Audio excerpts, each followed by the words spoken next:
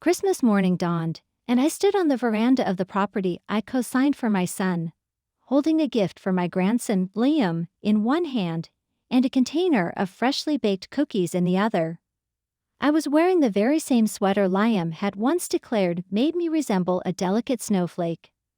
My daughter-in-law, Sarah, opened the door, clad in a dressing gown, her expression devoid of any warmth, a stark, emotionless gaze replacing a smile. "You're not welcome here," she stated, the words delivered with a practiced, chilling precision. From within the house, I heard Liam's sweet voice. "Is that Grandma?" Sarah subtly shifted her position to obstruct my view of the interior. I didn't plead. I didn't offer explanations. I simply offered a small, quiet smile. "Good luck with the mortgage," I said calmly, and then turned and walked away. That single sentence concluded that Christmas, but it also marked the commencement of something far more significant.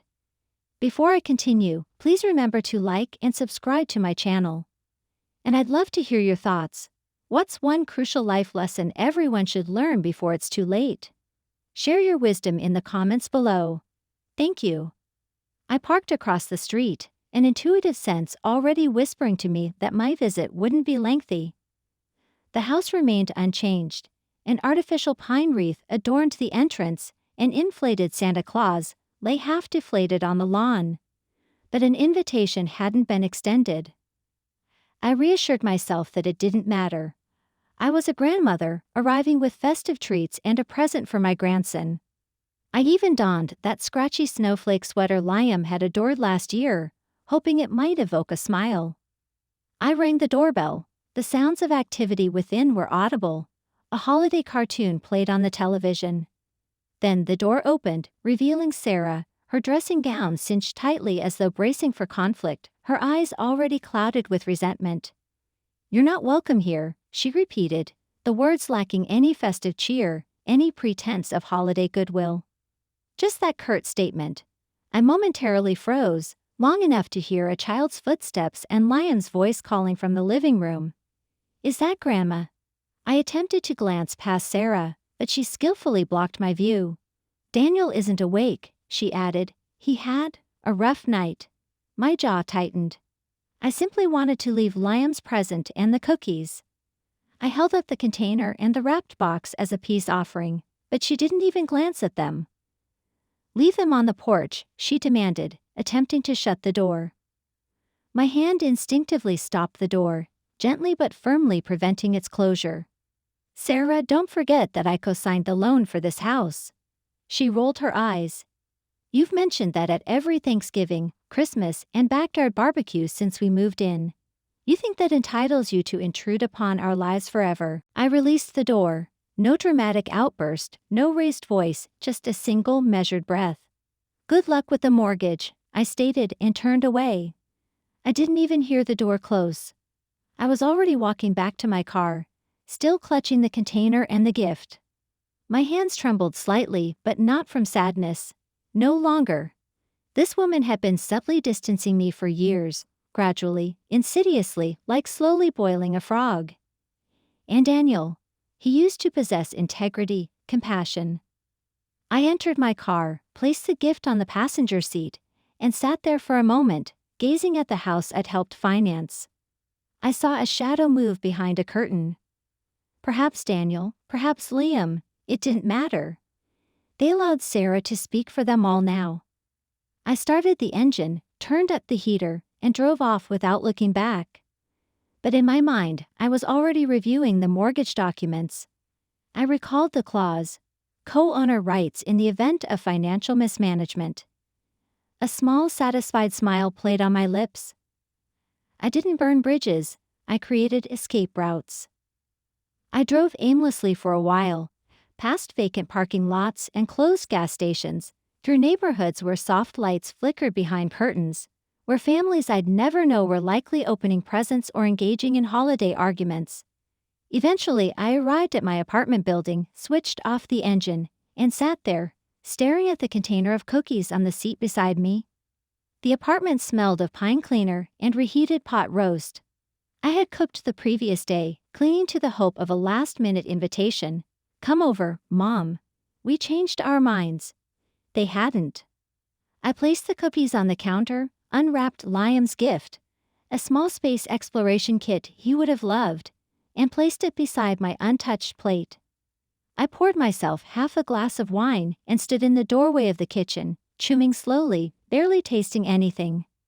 The silence felt heavy, oppressive. I turned on the television to break the stillness, landing on a familiar Christmas special, muting the sound. My gaze fell upon the bookshelf, where last year's framed photograph of Liam sat askew.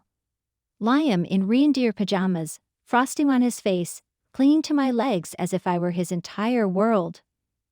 I straightened the photo, then reached for my phone.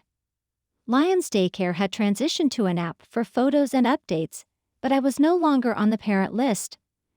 I found his old contact information, pressed call, and it went to voicemail. "Hi, sweetheart. It's Grandma," I whispered. "Just wanted to say I love you. Merry Christmas. I hope you're having fun." I paused, then added, "You can call me anytime, okay? I miss you." I hung up before my voice broke, then placed the phone face down. The wine burned slightly going down.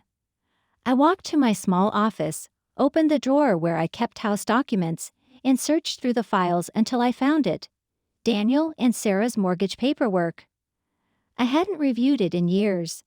There it was, my signature on the co-owner line, the notary's stamp, the fine print regarding refinancing requiring both signatures. I examined the documents meticulously until one page stopped me cold. AK refinance addendum from last year. Something I'd never seen. Something I'd never signed. But there it was, my name, a forged signature, Sarah's name beside it, and the date immediately following my birthday. My stomach clenched.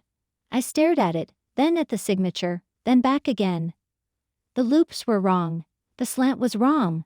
I hadn't touched a pen that day. I contacted my old friend, Martha, a veteran bank employee who had notarized numerous documents for me. "Can I stop by tomorrow?" I texted. "Need your opinion on something, mortgage-related." Her reply was swift. "Of course." I sat there for a while longer, holding the forged page as if it were a lit fuse. I hadn't just been disrespected or dismissed. I had been exploited and deceived. And somewhere in that house, my grandson was being raised by someone who had no qualms about committing fraud, erasing family, and maintaining a facade of normalcy. I picked up the cookie container, walked to the trash, and discarded it without hesitation. Sarah wanted to erase me from their lives. She should have been more cautious about leaving a paper trail. I poured the remaining wine down the sink and retrieved a notepad. Tomorrow I would see Martha. Tonight I would begin documenting everything, every date, every payment, every lie I had been told. Because if Sarah wanted a confrontation, she had just declared war. And I had remained silent for far too long. The following morning, I arrived at Martha's charming craftsman bungalow just after 10 o'clock, the document folder in hand, my fingers still stiff from gripping the steering wheel too tightly during the drive. Martha answered the door in slippers and a coffee-stained sweatshirt, and before she even embraced me, she declared, "You look terrible." I didn't disagree. She led me into her kitchen, where the lingering scent of burnt toast filled the air, and I spread the paperwork on her table like a puzzle whose solution I already knew but required confirmation. "Here," I said, pointing to the refinancing page with the forged signature. "That's not mine." She sat down, donned her glasses, and examined it without comment. Then she retrieved a stack of papers from her own drawer, turned to some mortgage documents she had notarized for me in 2021, and placed them side by side. "It's not just not yours," she stated slowly. "This is a rushed forgery. Someone copied your signature like a teenager forging a permission slip. The angle is off. There's no pressure in the pen stroke. And the date? That's a Sunday. No bank processes paperwork on a Sunday." My stomach plummeted. I already suspected Sarah's involvement, but hearing the confirmation made it more real. Martha leaned back in her chair and looked at me with a new intensity. "This isn't just family drama anymore, Evelyn. This is a crime," she committed mortgage fraud. I nodded, too numb to respond. Martha offered me coffee, which I declined, and we sat in silence while she photocopied the documents and returned the originals to me. "You need to see a lawyer," she said urgently, "now." I left her house feeling as though I had aged 5 years in 5 minutes. At home, I didn't even remove my coat. I immediately searched online for legal aid services and made several calls before finding someone who could see me the following afternoon. I spent the rest of the day gathering every receipt, payment notice, and email thread I could find. Sarah had been careful, but not flawless. There were small inconsistencies, notes where she told me, "Daniel will handle the paperwork this time," or texts from Daniel saying, "Sarah says you don't need to be at the bank." All of it formed a narrative, and that narrative was fraud disguised as manipulation. I reflected on the moment I'd signed the original mortgage, how Sarah had barely expressed gratitude, how Daniel had hugged me too long, how I'd convinced myself that family came first. But now I saw it clearly. They had needed me until they no longer did. And when I ceased to be useful, Sarah had rewritten the rules. That night, I created a list on a yellow notepad titled "Things I Regret," and number 1 was trusting Sarah with anything more valuable than a casserole. I slept in my sweatpants on the couch, my laptop open beside me, with numerous browser tabs still open on topics like cosigner liability and the consequences of mortgage fraud by one party. I wasn't scared. I was something else now, weary, yes, but beneath that, something sharper, more focused. I wasn't just going to rectify this. I was going to ensure Sarah never forgot the cost of pushing me out. By the time I entered the legal aid office the next afternoon, I was exhausted from sifting through paperwork and mentally reliving every interaction with Daniel and Sarah over the past 5 years, trying to pinpoint the turning point, the shift from family to something colder, more calculating. The attorney, Elena, was younger than I anticipated, perhaps in her early 30s, with sharp eyes and a no-nonsense demeanor. I placed the folder on her desk, explained the situation, showed her the forged refinance document, and presented Martha's comparison copies. She didn't flinch. "This is classic mortgage fraud," she stated, flipping through the pages rapidly. "You're legally a co-owner of that property. Any refinance without your signature is invalid. Depending on what they did with the money, this could involve theft as well." I nodded, gripping the armrest of the chair, my heart pounding faster than I cared to admit. Elena outlined my options. I could press charges, freeze future transactions, or file a civil motion to force the sale of the house, triggering a financial audit of all activity related to the mortgage. "You'd likely recover your share," she said. "But things will become unpleasant quickly." I stared at the stack of papers between us. They already were. She suggested I go home and consider my options, but I didn't need time. I left her office, sat in my car, and dialed Daniel's number before fastening my seatbelt. He answered on the 4th ring, sounding groggy, as if he'd just woken up. "Hey, Mom." I didn't offer a greeting. I didn't soften my tone. "We need to talk now." He hesitated. "Sarah's not home." "Good. I'm not talking to her. I'm talking to you." 5 minutes later, I was parked outside the house. Daniel emerged in sweatpants and an old hoodie, rubbing his eyes like a sleep-deprived teenager. He got into the passenger seat, and for a moment we simply sat there. "Did you know about the refinance?" I asked. He didn't answer. "Daniel." He sighed. "Sarah said we'd lose the house if we didn't do it. She said you'd never agree." "So you let her forge my name?" I asked, turning to face him, my voice low but firm. I didn't see it until after. I thought maybe it wouldn't matter. It matters, and you allowed her to erase me from my own agreement. I co-signed for you because I trusted you. I'm sorry." His voice cracked, but it didn't sway me. I wasn't seeking apologies. "You need to fix this before I do," I said, "because I've met with a lawyer. And if you think Sarah's lies end here, you're wrong." He nodded slowly, his gaze downcast. "I'll talk to her." "No," I countered. "You'll listen. She's going to panic. And when she does, Don't cover for her again. Not this time. He exited the car without another word. I watched him walk back inside, his shoulders slumped like a boy caught cheating on a test. That night, Sarah called me. I let it go to voicemail. Then she texted, "You don't want to start a war you can't win." I stared at the screen, my jaw clenched, then began recording a new voice memo and read the text aloud for documentation. Afterward, I blocked her number. I wasn't bluffing and she knew it. The next morning, an unmarked envelope appeared under my door. Inside was a grainy photocopy of my driver's license and a typed note. "Careful what you dig up." I didn't flinch. I simply added it to the folder, stapled it to the forged mortgage document, and wrote across the top in red marker, "Evidence." Sarah had officially declared war.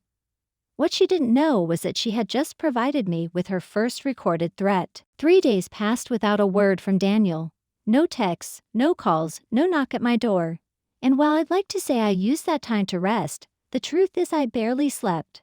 I kept waking up thinking about Liam, wondering what he was being told. What version of me Sarah was presenting to him, and whether he believed any of it. On the 4th morning, I received a text from an unknown number. "Hi, Miss Davis, it's Jessica from Liam's daycare. We encountered a problem, and I thought you should know." I blinked at the screen, trying to recall the name, and then remembered. Jessica used to sit behind me at church before Sarah insisted they stop attending. I called immediately. Her voice was quiet, hesitant, but kind. "I probably shouldn't be doing this," she said. "But I found something in Liam's cubby, and, well, I thought you'd want to see it." 20 minutes later, I was parked in front of the daycare. She slipped out the side door with a folded piece of paper and handed it to me as if it were contraband. "He drew it last week," she said.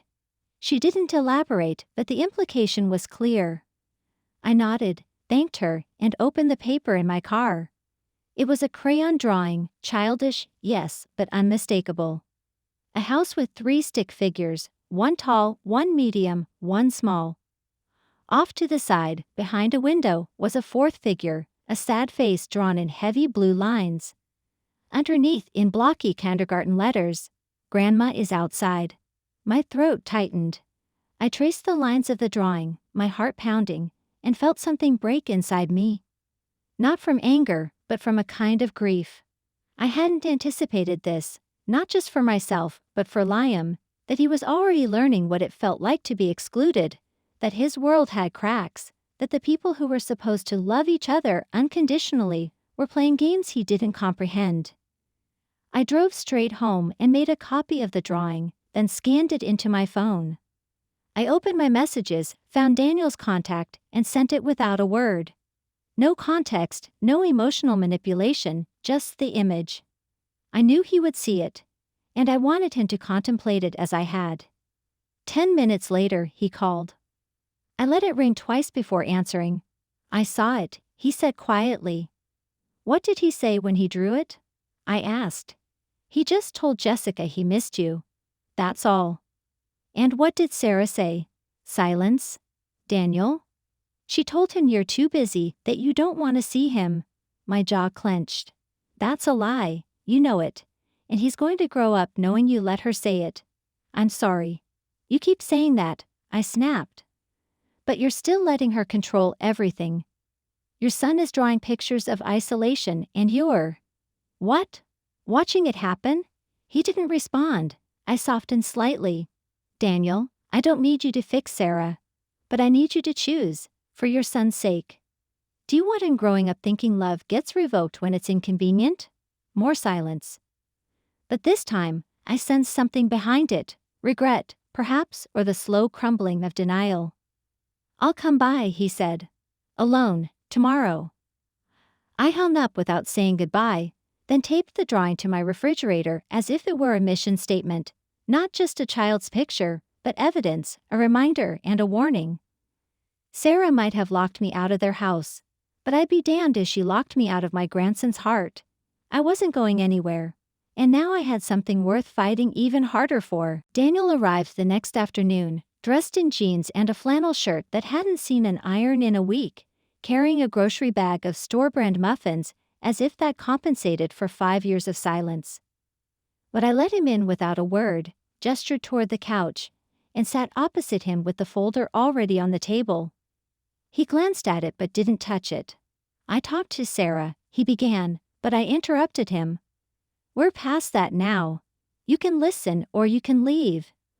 But I'm not wasting another word on a woman who forged my name and then told my grandson I was too busy for him." He nodded, looked down, and for a second I saw a flicker of the boy I had raised, not the man who had allowed his wife to erode his resolve. "I went to a lawyer," I finished. "She confirmed Sarah committed fraud when she refinanced the mortgage without my signature. That makes everything since that day legally questionable, and I have the right to force a sale of the house." He flinched as if I'd struck him, but I continued. "You and Sarah withdrew equity in that refinance, a significant amount. I want to know where it went." "She claimed it was for kitchen renovations." He mumbled, "But we haven't even." "She's lying, Daniel." Again, and this time, I'm not paying the price. I opened the folder and showed him the forged page alongside the original one Martha had notarized 2 years earlier. "Look at the signature. Look at the date, Sunday. No notary. She didn't just lie. She fabricated a legal document." He leaned forward, rubbed his face, then shook his head. "I should have stopped her." "Yes," I said flatly. "You should have. So what happens now?" "I'm filing a motion next week. It'll trigger a financial review. And if the judge agrees, which she will, the house will be listed for sale. You'll get your share, I'll get mine, and Sarah can figure out what to do after that." He sat there like a man who'd been hit by a train and just realized it. "What about Liam?" "I'm not kicking him out," I said. "I'm kicking her out. You want to stay involved in your son's life. You find a way that doesn't involve letting his mother commit crimes and poison him against people. Whoa." "Love him," he nodded slowly. And for once I believed he meant it. I handed him a copy of Liam's drawing. "He's watching, Daniel. He sees everything." Daniel didn't cry, but his jaw tightened as if he were holding back a dam. He asked if he could call me. Sarah said no. She doesn't get to decide that anymore. I'll get him the phone, something she can't control. "Good," I said, standing up, "because I'm not going anywhere. But I'm not playing nice anymore either." He left without a hug, and I didn't expect one. What I needed wasn't affection, it was action. I called Elena the next morning and told her I was ready to proceed. She filed the motion that afternoon. The paperwork was real, official, weighty. I stared at the stamped pages and felt something settle in my chest, not peace, exactly, but momentum. Sarah wanted to erase me with lies. I would fight back with facts, and the next time Liam drew a picture, I would make certain I wasn't behind the window. I'd be right there beside him. It took only 3 days for the court notice to reach their mailbox. And on the 4th night, Sarah appeared at my apartment unannounced. Pounding on the door as if trying to break it down, her voice already raised before I even approached, slurring accusations of betrayal, family, and how I had no idea what I'd unleashed. And when I opened the door, she was standing there in a hoodie and pajama pants, her hair disheveled, her breath sharp with cheap alcohol, her eyes red as if she hadn't slept, or perhaps had cried too long to maintain her pretense. "You think you can do this to me?" she screamed, stepping forward until I raised my phone. "One word, and I'll call the police, Sarah, and you know I'll follow through." She froze. Not because she believed me, but because for once she realized I wasn't bluffing, that the version of me she bullied and dismissed for years had been replaced by someone who now possessed paperwork, leverage, and nothing left to lose. "You ruined everything," she hissed, her voice lower now but trembling. "Daniel's a mess, Liam's confused, and you're acting like some damn martyr, but all you ever wanted was control." I didn't flinch. No. What I wanted was to be respected. I co-signed that mortgage because I believed my son when he said he needed help. I never asked for anything except a seat at the table, and you've spent years trying to push me out of the house I helped you keep. "We were doing fine until you showed up," she snapped. You forged my signature, I said calmly, lifting the phone slightly to remind her it was still recording. That's not a boundary, Sarah. That's a felony. She scoffed, but her eyes flickered with panic. You're bluffing. No judge will tear a child from his home just because. Your name isn't on the original loan, I interrupted. You're not as protected as you think you are. And this judge has already approved a financial review, so you might want to prepare your lies before someone asks you under oath where the equity money went. Her mouth opened, then closed, then opened again, but nothing emerged. I stepped forward. You messed with the wrong woman, Sarah. I spent 30 years raising a son, paying bills, managing a household. You think I can't handle one entitled fraud with a drinking problem? She recoiled, visibly shaken, her voice cracking as she said, You'll regret this. Maybe, I said, and then closed the door slowly, locking it with a single smooth motion. I leaned against it for a moment, my heart racing, but I didn't feel fear. I felt steady, grounded, as if I had finally drawn the line that should have been drawn years ago. I texted Elena immediately, informed her that Sarah had shown up and that I had a partial recording, and she replied within minutes. Good. That's harassment. Save it. This helps us. I forwarded the audio, then poured myself half a glass of water and stood in the kitchen, staring at the refrigerator where Liam's drawing still hung. I traced the crayon lines and thought about him sleeping in that house right now, unaware that everything around him was about to change. I wasn't trying to take his home away. I was trying to protect what little innocence he still possessed. Sarah had initiated this conflict when she chose lies over honesty, manipulation over communication, and tonight she had lost her composure because she finally realized her house of cards wasn't simply collapsing. It was being demolished, one legal document at a time, and I would continue, brick by brick, until the truth stood tall in its place. The next morning, I found a voicemail from Daniel, time-stamped just after midnight, his voice low and shaky, as if recorded from inside a car. I left, he said. I couldn't do it anymore. She threw a mug at the wall and told me to pick a side. I picked Liam. I had a motel off Route 3. I don't know what to do next. I listened twice before calling him back.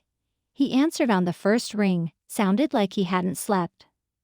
I asked if Liam was with him, and he said no. Sarah wouldn't let him take him, not without a fight, and that's what broke him. Realizing she'd used their son as a pawn the moment she lost control of everything else. I told him to come by, and an hour later he showed up looking haggard, dark circles under his eyes, a plastic bag of clothes in one hand and a manila envelope in the other. He didn't sit when I offered, just stood in the middle of my living room as if he didn't deserve a chair. I need to tell you something, he said. Something I should have said a long time ago. I remained quiet and let him speak. He confessed that he had known about the forged signature before it happened. Sarah had mentioned it, said she'd found a solution, and when he protested, she threatened to leave, to take Liam and disappear to her sisters in Nevada. And in that moment he'd frozen, convinced that losing her meant losing his son. So he'd let it happen. I didn't sign it, he said, but I didn't stop it either. I was weak, I was afraid, and I let her cross the line, thinking it wouldn't matter if no one found out. I asked what had changed, and he looked at the refrigerator, at Liam's drawing, and said, he drew another one at the motel. Just a stick figure holding a suitcase. He said it was Daddy leaving the madhouse. I didn't cry. I didn't yell. I simply walked over, took the manila envelope from his hand, and inside I found his statement. Every detail of the refinance fraud. How Sarah had planned it. Where the money had gone, receipts of her purchases, a new credit card, a secret PayPal account, transfers to her sister's name. He documented everything. You're testifying? I asked. He nodded. I'll do whatever it takes to make it right. Even if it costs me custody. He hesitated, then said, if I lose Liam because I'm finally doing the right thing, then I deserve it. But I hope the court sees the difference between a mistake and a pattern. I made coffee while he sat silently at the table, and for the first time in a long time, it didn't feel like mother and son across from each other. It felt like two adults, both wounded, attempting to clean up a mess neither had fully created. But one of them had finally chosen to stop enabling the other. He left a few hours later, saying he'd return to the motel until the next court date, and I promised I'd be there, every step of the way. That night I mailed Liam a book, something simple, about astronauts. And inside the front cover, I wrote, "No matter how far you go, I'll always be watching the sky with you. Love, Grandma." I included a small phone with my number pre-programmed and instructions in 5-year-old terms. A quiet rebellion, a safety net, a connection Sarah couldn't sever. I went to sleep with the lights on, not from fear, but because I knew that in the shadows, Sarah used to conceal her secrets.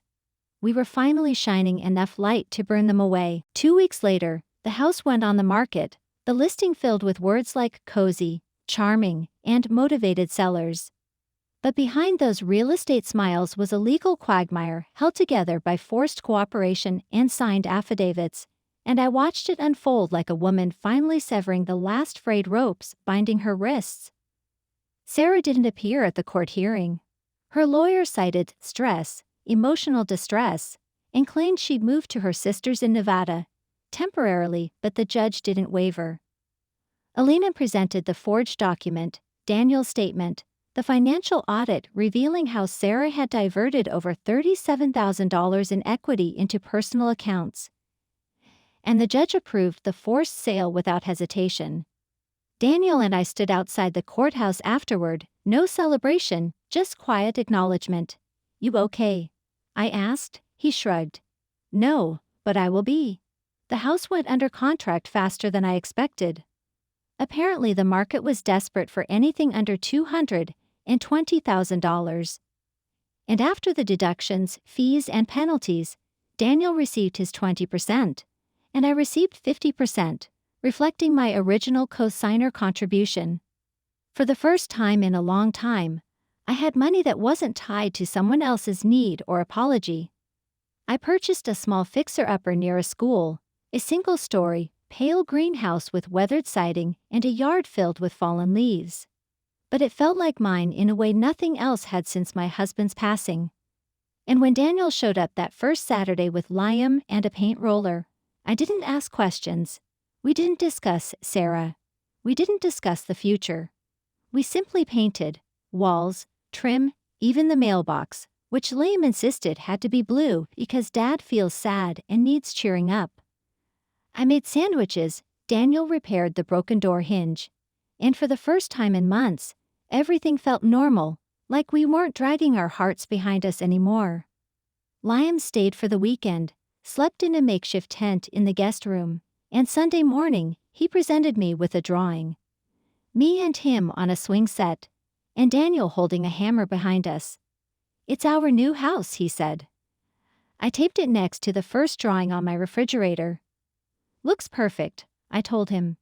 Daniel sat on the couch after Liam went to bed, staring at his hands as if he didn't recognize them. "I don't know what kind of father I've been," he said, "but I'm going to be better." I nodded. I didn't make it easy. I didn't say, "You're forgiven." I simply said, "Start with consistency. Kids trust what they see." He nodded, as if that were more helpful than anything he'd heard in therapy. The house sale closed a week later. I received the wire transfer in the morning, signed the final documents in the afternoon, and poured a glass of iced tea that night while sitting on my new porch, watching Liam chase a ball across the small patch of grass. I wasn't bitter anymore. Sarah was gone, perhaps for good, perhaps not. That wasn't my concern. I'd stopped trying to fix what others had broken simply to maintain a peace that didn't include me. I had a house, a grandson who laughed again, and a son who was finally learning that love wasn't about silence. It was about showing up when it mattered most. And now, for the first time in years, I was home. 1 year later, I was setting the table for 3, not because it was extravagant or traditional, but because I'd finally learned that peace didn't require grand gestures, it required follow-through. And as I placed down the final plate, I heard the familiar knock on the door, followed by the unmistakable scuffle of sneakers and the breathless voice of a 7-year-old yelling, Grandma, we brought the cranberry sauce. I opened the door to see Liam holding a plastic container with red smears on the lid, and Daniel behind him, carrying a small artificial tree they picked up from a gas station because Liam had declared, "Every Christmas needs a tree, even if it's tiny." I laughed, stepped aside, and let them in, the aroma of roast chicken already permeating the house, which now boasted fresh paint, repaired siding, and a small wooden swing set in the backyard that Liam called his thinking chair. We ate at the table where I'd affixed Liam's drawings like stained glass memories, one from last year, one from the motel, and a new one he handed me just before dessert. A crayon rendition of the three of us in front of the little greenhouse. The words "Our Real Christmas" were scrawled above in blue marker. I hugged him tighter than I probably should have, kissed the top of his head, and said, "You make every place feel like home, kiddo." After dinner, Daniel washed the dishes without being asked, and while he did, Liam sat next to me on the couch, showing me pictures he'd taken on his child-friendly phone. Mostly blurry shots of Legos, squirrels, and what I believe was a slice of pizza with googly eyes. But one was of me on the porch, drinking iced tea, my eyes closed in the sun. "I took that when you weren't looking," he said proudly. "It's my favorite." I didn't respond at first, simply stared at the screen while my chest filled with something so profound it almost hurt. "That's my favorite too," I whispered. Later, after Liam fell asleep watching a cartoon on the carpet, and Daniel gently carried him to the guest room, we sat on the porch, and he retrieved his phone. "Sarah sent me something," he said. "A voicemail. She wants to talk." I nodded slowly. "You going to?" he asked hesitantly.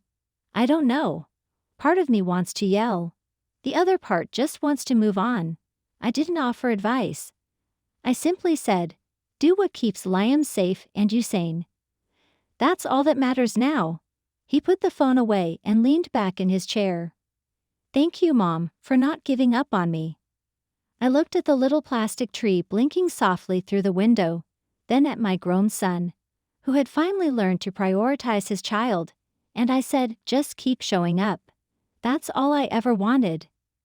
And that was the end of it. Not dramatic, not loud, just quiet resolution, the kind that settles into your bones and tells you survived something that could have broken you, and now you get to rebuild something better. This Christmas didn't come with bright lights, bustling crowds, or perfect plans. It came with truth, effort, and the people who remained after the storm. I had walked away from a house I'd once helped finance, and in return, I gained a home no one could take from me. And when I tucked Liam in that night, pulled the blanket over his shoulder and kissed his forehead, I realized this wasn't just a better ending, it was finally the right one.